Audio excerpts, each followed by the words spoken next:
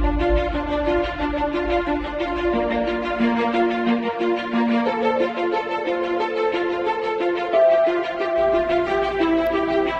Everyone.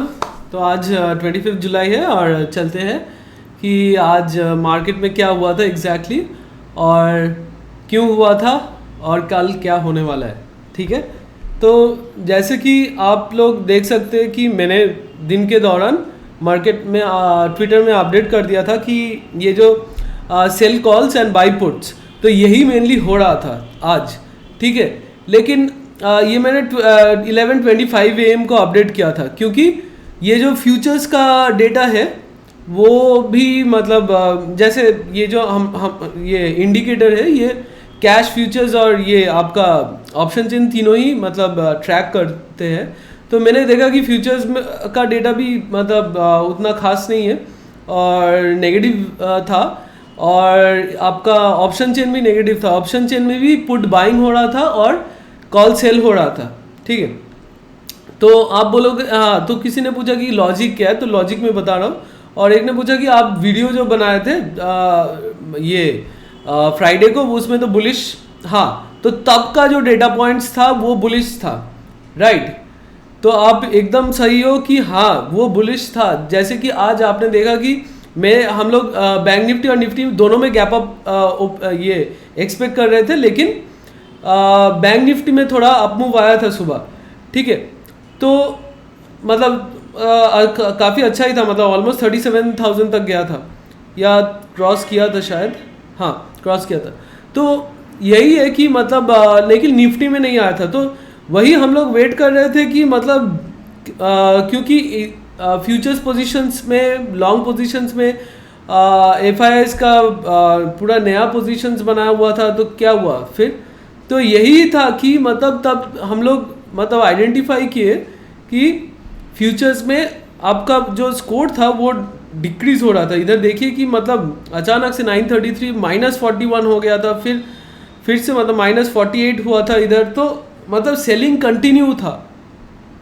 ठीक है, तो सेलिंग कंटिन्यू था तब, और जो हो रहा था कि फ्यूचर्स में भी सेलिंग हो रहा था और ये आपका ऑप्शन चेन में भी सेलिंग हो रहा था, और not only that put buying भी हो रहा था ऑप्शन चेन में। तो इसलिए मतलब मैंने मेंबर्स को पहले ही अपडेट कर दिया था, और फिर मुझे लगा कि ट्विटर मेंबर्स को भी अपडेट कर देते, क्योंकि आप लोग तो फिर बुलिश रहोगे क्योंकि डेटा लास्ट फ्राइडे का डेटा पॉइंट्स बुलिश था। तो जैसे कि मैं ऑलवेज बताता हूँ कि एंड ऑफ द डेटा आप एनालिसिस करते हो, ठीक है, लेकिन ऑलवेज आप देखो कि फ्रेश क्या बन रहा है, फ्रेश पोजीशंस क्या बन रहा है या क्या क्लोज हो रहा है, या मतलब ये स्टॉक मार्केट है। मतलब आज आपने and of the day data देखा, सब लोग बुलिश हो गए, तो ये कंटिन्यू कल मतलब प्रोबेबिलिटी बहुत ही कम हो जाता है कि ये चीज़ कंटिन्यू रहे। तो इसलिए मतलब आपको ऑलवेज मतलब फ्रेश एनालिसिस करना पड़ता है कि फ्रेश क्या हो रहा है आज, मतलब सुबह से फिर क्या हो रहा था। तो आप देख सकते हैं कि जो मैंने बोला, जो मतलब कंटिन्यू, जो मतलब जिसने पोजीशंस लिया है, तो वो अगर कंटिन्यू करते हैं तो मतलब that person will be in profit. Why? End of the data पे देखते हैं। तो हम लोग, जैसे मैं ऑलवेज बता दूं कि हम लोग जो दिन के दौरान एनालिसिस करते हैं, जो ट्रैक करते हैं पोजीशंस, वही एंड ऑफ द डेटा पे जाके रिफ्लेक्ट होता है। तो आज भी चलिए देखते हैं। देखिए, फ्यूचर्स लॉन्ग क्लोज हुआ है, फ्यूचर्स शॉर्ट बिल्डअप हुआ है, ठीक है। और फिर देखिए आप ऑप्शन चेन में कॉल लॉन्ग हुआ है, सॉरी कॉल शॉर्ट हुआ है, ठीक है, लेकिन वो सारे पोजीशंस फिर हेज भी नहीं किए। ऑलमोस्ट बहुत स्लाइट हेजिंग हुआ है, लेकिन बहुत ज़्यादा हेज नहीं किए। तो इन लोग बहुत ही कॉन्फिडेंट है कि मतलब मार्केट नीचे जाएगा। और जैसे मैंने बताया आप लोगों को कि पुट बाइंग भी हो रहा था, तो अब इधर देखिए कि जो मतलब ये जो प्रूफ है पुट बाइंग हो रहा था, तो देखिए पुट शॉर्ट क्लोज हुआ है, और देखिए पुट बाइंग का जो क्वांटिटी है वो बहुत ही मतलब इंक्रीज हुआ है। तो इसका मतलब पुट शॉर्ट क्लोज हुआ है और पुट लॉन्ग इंक्रीज हुआ है, तो पुट बाइंग हुआ था, ठीक है। तो मतलब आप लोग जिसने मेरा एनालिसिस को मतलब सीरियसली लिया है, तो I think you will all surely be profitable. तो यही चीज़ है कि मतलब हम लोग पूरा ट्रैक कर लेते हैं। अब आप बताओगे कि हाँ एक अप मूव आ गया था, तो सॉरी, तो हाँ एक अप मूव आ गया था, तो उसके लिए क्या करें? तो उस देखिए वो उसके लिए मैंने फिर से इंडिकेटर भी बनाया है। तो जैसे कि इंडिकेटर, जैसे हम मेंबर्स हैं उन लोग के पास इंडिकेटर है, तो मैं ये भी दिखा देता हूँ कि इंडिकेटर ये अपमूव के लिए भी वार्निंग दे दिया था। तो चलिए चलते हैं कि कब से मतलब इंक्रीज हो, मतलब एक सिग्निफिकेंट इंक्रीज हुआ था। तो आप देख सकते हैं इधर पूरा इंक्रीज होकर -8 तक आ गया था। तो बाई 1324 स्कोर पूरा इंक्रीज हो गया था निफ्टी में भी। और फिर बैंक निफ्टी में चलते हैं। बैंक निफ्टी में भी इधर देखिए कि हाँ पूरा नेगेटिव से मतलब 1324 तक मतलब पूरा पॉजिटिव में आ गया था, ठीक है। फिर नेगेटिव और फिर पॉजिटिव हुआ, लेकिन इधर एक सिग्निफिकेंट मतलब स्कोर इंक्रीज हुआ था। लेकिन फिर देखिए कि मतलब 1324 किधर है, मतलब ये 1330 टू 1345 का कैंडल है, ठीक है। ये 1315 टू 1330 का कैंडल है। तो 1:30 बजे तक ये कैंडल है। तो हम लोग को 1:30 बजे तक इधर ही पता चल गया था कि अब ऊपर जाने वाला है। तो उसके बाद एक कैंडल आया, फिर देखिए कि मतलब ऑलमोस्ट 15 टू 30 मिनट्स के अंदर फिर अपमूव स्टार्ट हो गया था। तो यही मतलब हम लोग को पता चल जाता है कि मतलब क्या होने वाला है। तो निफ्टी में तो एकदम मतलब सीधा पॉइंट्स इंक्रीज करना शुरू हो गया था। तो ये जो है कि मतलब हम इंडिकेटर्स हम लोग को यही पहले से बता देता है कि क्या होने वाला है। और बैंक निफ्टी में भी आप देखेंगे कि मतलब स्कोर्स फिर इंक्रीज हो गया था। और फिर हाँ, तो ये जो मतलब अपमूव था ये फेक अपमूव था। क्यों? ये भी मतलब आप देख लीजिए कि ये जो मूव था ये फिर कंटिन्यू नहीं हुआ, फिर से मतलब नीचे आ गया। फिर निफ्टी का भी और बैंक निफ्टी का भी फिर से इन लोग नीचे आ गया।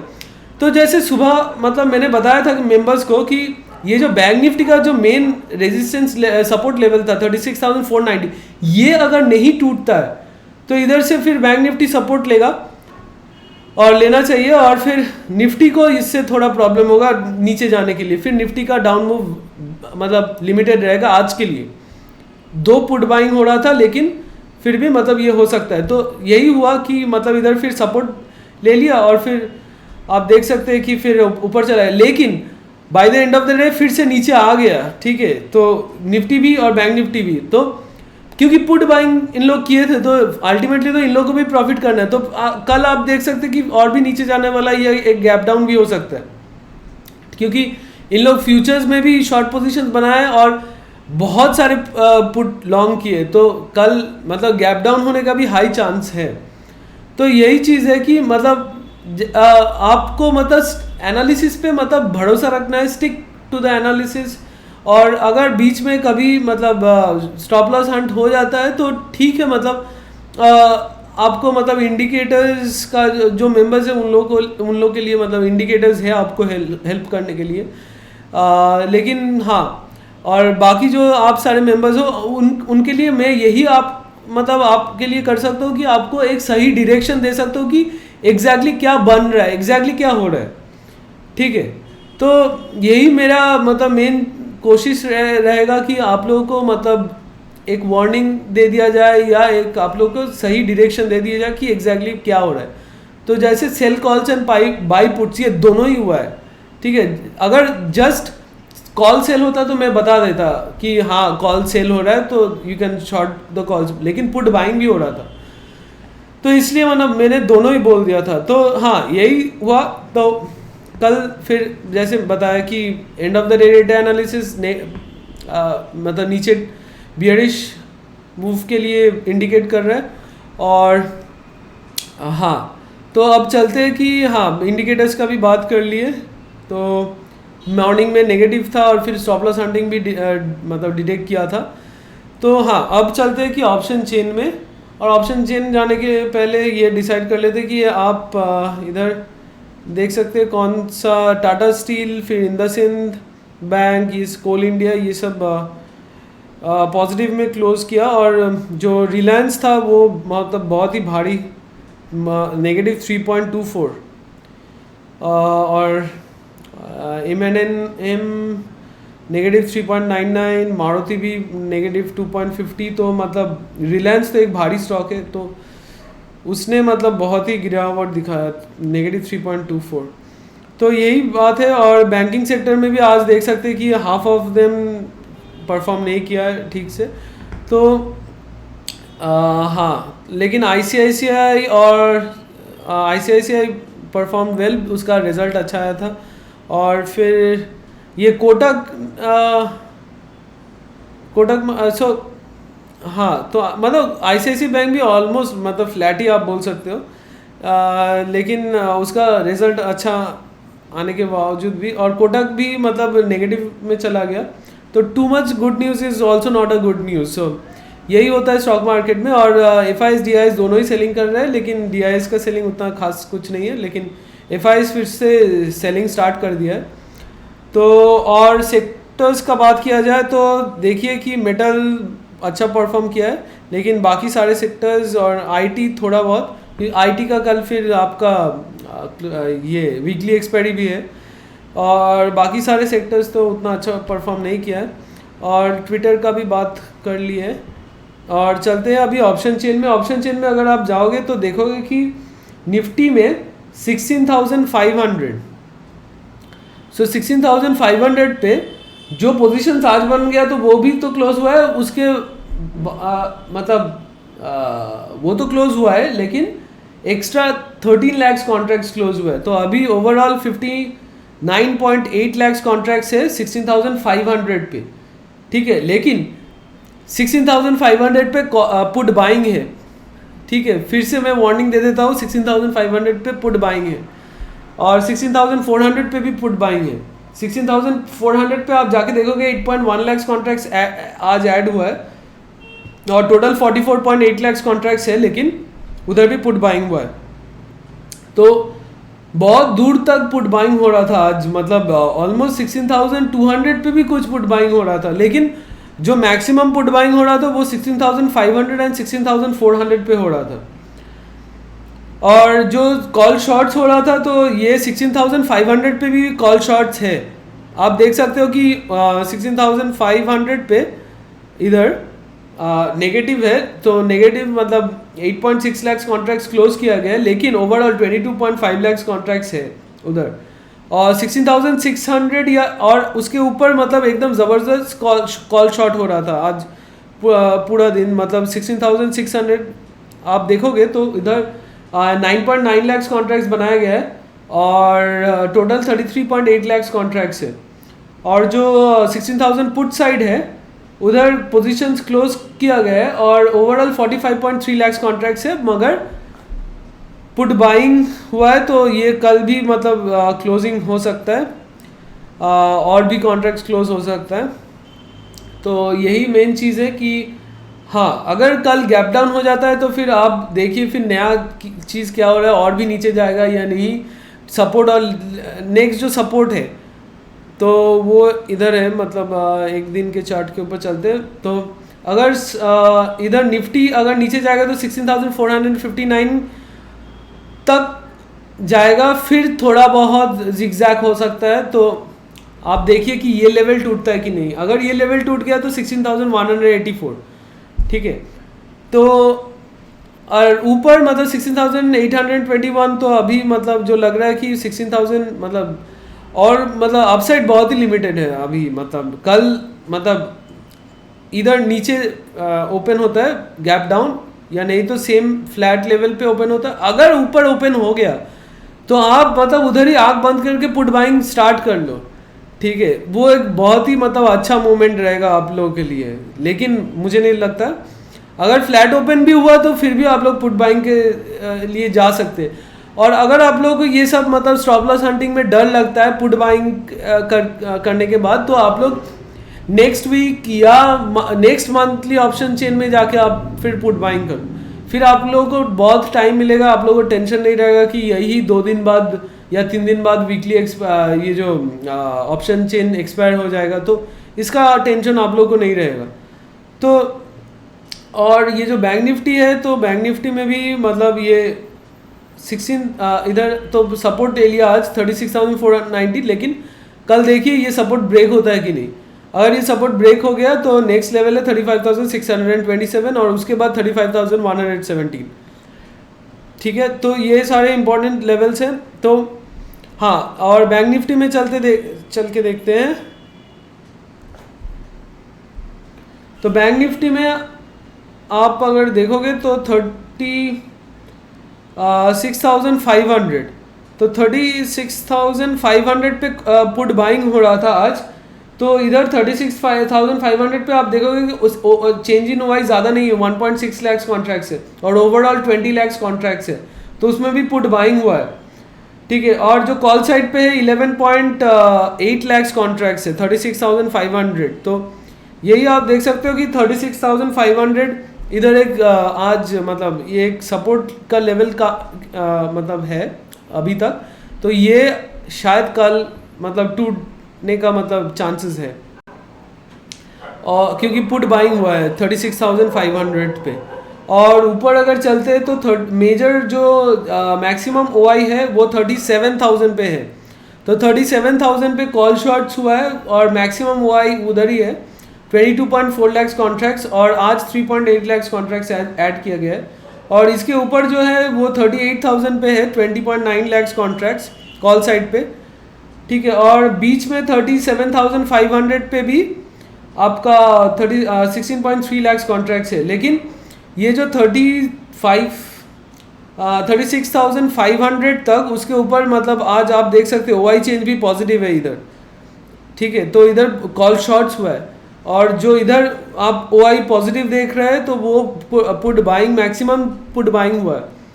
तो आप लोग थोड़ा ध्यान से कल ट्रेड कीजिए, क्योंकि आज ही फ्रेश पोजीशंस बनाए तो कल मतलब उसी डायरेक्शन में फिर इंडेक्स मूव करने वाला है। और कल फिर निफ्टी का भी मतलब एक्सपायरी है, तो मार्केट थोड़ा वॉलेटाइल रह सकता है। तो आप ये रेजिस्टेंस और सपोर्ट का लेवल्स को ध्यान दीजिए, और अगर बैंक निफ्टी ये लेवल टूट जाता है 36,490, तो उसके बाद आप एक मतलब 400 पॉइंट्स का एक फॉल के लिए एक्सपेक्ट कर सकते हो ओवर दिस वीक। और ये वीक मंथली ऑप्शन चेन है, तो मार्केट ऑब्वियसली वोलेटाइल रहेगा। तो और and of the day data पूरा चेंज हो रहा है, आप देख रहे हैं कि बुलिश से बियरिश बनते जा रहा है। तो यही मेन चीज़ है, यही मेन लॉजिक था आज दिन के दौरान, जैसे हम लोग एनालिसिस किए।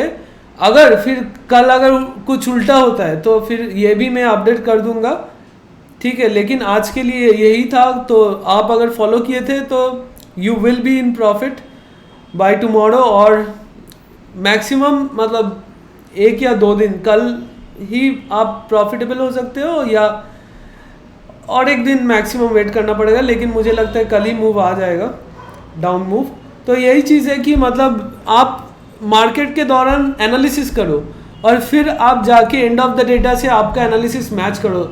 अगर 90% of the days you are correct, then you know that how strong your analysis is. मतलब आप बहुत ही एक स्ट्रॉन्ग एनालिसिस मतलब कर रहे हो, क्योंकि ये मतलब हर एक का बात नहीं है। आप मतलब ट्विटर में जाके देखो कि मतलब आज कितने सारे मतलब जब रिवर्स कर गया मार्केट, ऊपर जाने लगा। ठीक है, अगर 15 मिनट्स का कैंडल में भी देखोगे तो मेनली मेजर दो कैंडल्स था, तो ये एक फेक अप मूव था। ठीक है, तो और निफ्टी में भी मतलब यही मेजरली 2 या ऑलमोस्ट 2.5 कैंडल्स था ग्रीन। तो ये सब फेक, मतलब ये ऊपर जाके फिर नीचे आ गया। तो आप बहुत ही अच्छी तरह से समझ सकते हैं कि ये फेक अप मूव था। तो यही है कि मतलब ये and of the day data देख के कोई भी बता देगा, आप भी बता दोगे, लेकिन यही है कि ड्यूरिंग द डे आपको कैसे पता चलता है। आप ये ट्रैक कर पाते हो कि मतलब पुट बाइंग हो रहा है या पुट शॉर्ट हो रहा है। ओआई तो इंक्रीज कर रहा है पुट साइड पे, राइट। तो अगर आप ये बैंक निफ्टी का भी देखोगे ओआई पॉजिटिव है, और निफ्टी का भी अगर आप देखोगे कि इधर पुट साइड पे देखिए, इधर बहुत ही 16,500 पे क्लोज हुआ है, लेकिन उसके नीचे 16,400 पे तो पॉजिटिव है। तो यही मेन चीज़ है कि आप कैसे समझोगे कि वाई तो पॉजिटिव है, उसका मतलब ये नहीं कि पुट शॉर्ट्स हुआ है, पुट बाइंग या पुट शॉर्ट आप अगर डिफरेंशिएट करना मतलब कर पाते हो ड्यूरिंग द मार्केट आवर्स, ठीक है। और एक ही मतलब आप मतलब फाइनली आप एक कहीं पे अगर आपका एनालिसिस लिख रहे हो तो वो फाइनल कर दो कि हाँ यही, I will stick to that. ये क्या होता है कि मतलब बहुत सारे मेंबर्स मुझको पूछे कि जो सारे मेंबर्स हैं उन लोग मतलब डेली देखते हैं कि मतलब ये कैसे बता देता है। तो ये क्वेश्चंस लगातार आते हैं कि आप कैसे बता देते हो, आप एक वर्कशॉप बनाओ कि आप कैसे करते हो, ये हम लोग भी तो मैंने सारे डिटेल्स बता दिए कि आईवी चेक करता हूँ, प्रीमियम डीके चेक करता हूँ, मनी फ्लो चेक करता हूँ, और फिर जो प्रीमियम डीके वो ओवरऑल नहीं मतलब एक आपका एक एक इंस्टेंस क्या हो रहा है, ठीक है। तो ये सारे और बाकी जो है कि मतलब आपका जो आईवी है वो एट द मनी क्या हो रहा है, आउट ऑफ द मनी क्या हो रहा है, और इन द मनी क्या हो रहा है। तो ये भी आपको थोड़ा ध्यान रखना पड़ेगा। और एक एक स्ट्राइक प्राइस में जाके देखो आप आईवी कैसे चेंज हो रहा है, ठीक है। तो सारे लॉजिक मैंने बता दिया, लेकिन क्या होता है कि आप लोग कंफ्यूज रहते हो। हाँ, यही मेन प्रॉब्लम है कि जो एनालिसिस आप इधर किए जब नीचे जाने वाला था, आप देखा कि आप देखे कि मार्केट रिवर्स कर गया, आप सोचोगे नहीं नहीं मेरा एनालिसिस गलत था। तो यही चीज़ है कि नहीं, मैंने एनालिसिस किया है, मैंने जो देखा है वो हो रहा था, तो क्या हुआ फिर, तो उसका तो मतलब कुछ मतलब आउटकम आना चाहिए था, नहीं आया, क्यों नहीं आया। तो ये सारी चीज़ आप एनालाइज करो, या क्या कल आने वाला है तो आप उस पर स्टिक टू द पॉइंट, ठीक है। एक एनालिसिस बना लिया, आप उस पर स्टिक करो। आप अगर चेंज करते रहोगे ना तो आप जाके एंड ऑफ द डेटा जाके जब देखोगे कि हाँ आज तो बियरिश था, हाँ मैंने सही एनालिसिस किया था, ऐसे आपको लगेगा। लेकिन आप तो मतलब आपका खुद का एनालिसिस आप चेंज कर रहे थे, सुबह आपका एक था और फिर शाम मतलब आफ्टरनून में रिवर्स देके आपका दूसरा एनालिसिस बन गया। तो यही आपको मतलब did you stick to your analysis, आप एक जगह लिख लो कि हाँ आज आपका क्या फाइनल कंक्लूजन है, फिर जाके आप देखो कि हाँ वो कंक्लूजन मैच कर रहे हैं कि नहीं। लेकिन आप माइंड में रखोगे ना तो माइंड में आपको दोनों चीज़ ही मतलब ऑल्टरनेट होता रहेगा कि हाँ बियरिश बुलिश, ठीक है। फिर आप देखोगे कि जब एंड ऑफ द डेटा आप जाके देख रहे हो तो हाँ ये तो मैंने सोचा था, अरे आप तो सब सोच लिए, बियरिश भी सोच लिए, बुलिश भी सोच लिए, तो इसलिए आपको लगेगा हाँ ये टाइम पे तो मैं सही था। लेकिन वैसे नहीं होता है। आपको मतलब आप अगर सब चीज़ मतलब बियरिश भी सोच लेते हो, बुलिश भी सोच लेते हो, तो हाँ एक तो करेक्ट होगा ही। तो वैसे आप नहीं सोच सकते हाँ मैंने जब ये सोचा था वो सही था, लेकिन ये भी सोचो कि आप फिर गलत हो गए थे जब आप खुद का एनालिसिस चेंज कर दिए थे, ठीक है। तो इसलिए मैं बता रहा हूँ कि आप लोग एक डायरी मेंटेन करो कि हाँ मैंने ये एनालिसिस किया, क्यों किया, फिर एंड ऑफ द डे जाके आप चेक करो कि हाँ मतलब मैच हो रहा है कि नहीं। अगर नहीं मैच हुआ तो लिखो आप कि हाँ मैंने कहाँ गलती कर लिया, कहाँ मेरा गलती हुआ था। तो यही है कि मतलब आपको बहुत ही स्ट्रांग रहना पड़ेगा कि हाँ मैंने जो एनालिसिस किया वो सही है, ठीक है। तो जैसे यही है कि मतलब sell call and put buy, मतलब ये एक बहुत ही स्ट्रांग कॉल था आज के लिए कि इसके बाद आप देखोगे कि मैंने चेंज नहीं किया। और मैंने ये रीज़न भी मतलब मैं क्या रीज़न दूंगा जब तक and of the day data नहीं आ जाता है, आप लोग तो बिलीव नहीं करोगे। तो इसलिए मैंने रीज़न देने का भी मतलब ट्राई नहीं किया। तो अगर आप लोगों को फेथ है तो you keep the faith, otherwise just आप मतलब एक व्यू या आप एनालिसिस मत देखिए, आप खुद का कीजिए, ठीक है। तो यही मेन चीज़ है जो मुझे लगता है मेरा ड्यूटी है, वो मैं मतलब I try my best to do that. मेरा जो मेंबर्स है उसको पहले उन लोगों को मतलब I have to keep them profitable over the days, और I think I have been able to do that, ठीक है। नहीं तो आप मतलब देखते कि मैं ऑलमोस्ट आई हैव 36 मेंबर्स, तो नेगेटिव कमेंट्स तो मतलब कहीं ना कहीं से आता ही, और इन लोग मतलब फिर इन लोग मुझसे मतलब मुझ पे ऊपर भरोसा मतलब नहीं करेंगे अगर मैं कुछ मतलब अगर मेरा एक्यूरेसी 90 या 95% से ऊपर नहीं है। मेरा एक ही बार एक्यूरेसी टूट हुआ था ये पिछले हफ्ते, मतलब एक्यूरेसी डाउन हुआ था जब एफआईआईज भी गलत थे। एफआईआईज भी मतलब शॉर्ट पोजीशंस बना के फिर फ्यूचर्स में शॉर्ट पोजीशंस बना के 2 दिन बनाया था, फिर थर्ड दिन में जाके क्लोज कर लिया, उन लोग का भी लॉस हुआ था। तो अगर एफआईआईज लॉस करते हैं yes I will be wrong, लेकिन अगर एफआईआईज ठीक सही है तो एफआईआई सही तो मतलब 95% से ऊपर एफआईआई सही होते हैं। तो चलिए क्या मतलब इससे तो मतलब अगर हम लोग एक स्टॉक मार्केट में 95 या 90% भी सही होते हैं तो मतलब एक बहुत ही अच्छा रेशियो है। ये स्टॉक मार्केट है, जैसे ऑलवेज आपको दिमाग में रखना पड़ेगा कि फ्राइडे हाँ एनालिसिस किए वो सही है, लेकिन आज क्या वो जो नया चीज़ बन रहा है, नया पोजीशन बन रहा है, वो क्या मैच हो रहा है? अगर मैच नहीं हो रहा है तो क्यों, क्या बन रहा है, क्या हो रहा है? तो ये सारे क्वेश्चंस आपको मतलब and you have to be good with numbers, it's not easy. ये स्टॉक मार्केट है। अगर मतलब जैसे कि मतलब जो मैं एक बहुत ही बड़ा इन्वेस्टर है विजय केडिया, तो मैंने उसका एक वीडियो देखा, उसने भी एक बोला था कि कोई भी आ जाता है स्टॉक मार्केट में मतलब उसे लगता है कि हाँ मैं कल से ट्रेडिंग करूँगा प्रॉफिट में। तो आप लोगों को क्यों नहीं लगता कि कल आप जाके एक हवाई मतलब आप एक पायलट बन जाओगे, एरोप्लेन उड़ाने लगोगे, या आप लोग मतलब कुछ और भी मतलब किसी और प्रोफेशंस में कल आप डॉक्टर भी बन जाओगे, ऑपरेशन करने लगोगे? क्यों नहीं लगता है आप लोगों को? क्योंकि उसमें भी आपको सीखना पड़ता है ना, राइट? इसमें आपको लगता है कि हाँ मुझे जो लगता है ये मुझे लग रहा है कि अभी नीचे जाने वाला है, मैं ले लूँगा पोजीशंस। तो इधर मुझे जो लगता है उससे होने वाला नहीं है। आपको एक सीरियस एनालिसिस कर मतलब ये सीखना पड़ेगा कि कैसे करते हैं, और जो है कि आपको माइंड को ट्रेन करना पड़ेगा कि मतलब जो मैं क्या हूँ वो सही है।